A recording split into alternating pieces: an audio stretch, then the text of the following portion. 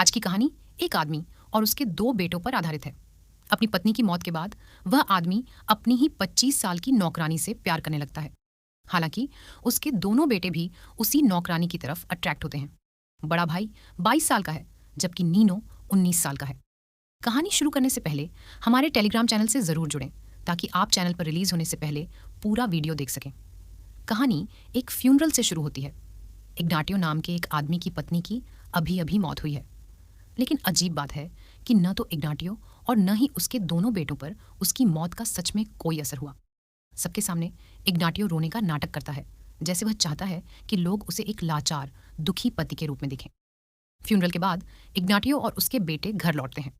वहां वे घर के अंदर एक जवान औरत को देखते हैं। वे कंफ्यूज हो जाते हैं और सोचते हैं कि वह कौन है और वहां क्यों है। इससे पहले कि वे पूछ भी पाते, जवान औरत अपना परिचय एंजेला के रूप में देती है। वह बताती है कि वह पहले से ही इग्नाटियो की पत्नी के लिए काम कर रही थी और परिवार के लिए खाना बनाती थी। इससे इग्नाटियो और उसके बेटे नीनो और सबसे छोटा भाई पोर्चेलो काफी खुश हो जाते हैं। इस सुकून के पल में इग्नाटियो एंजेला को घर में रहने और काम करने देने का फैसला करता है। इस बीच कहानी में एडेलिना नाम की एक और औरत आती है, जो एक विधवा है और इग्नाटियो से शादी करना चाहती है।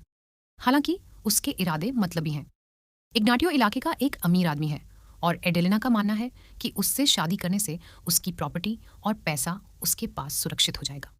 जब एडेलिना घर आने लगती है तो 19 साल का नीनो, जो जवान और जल्दबाज है, उसके आसपास गलत व्यवहार करने लगता है।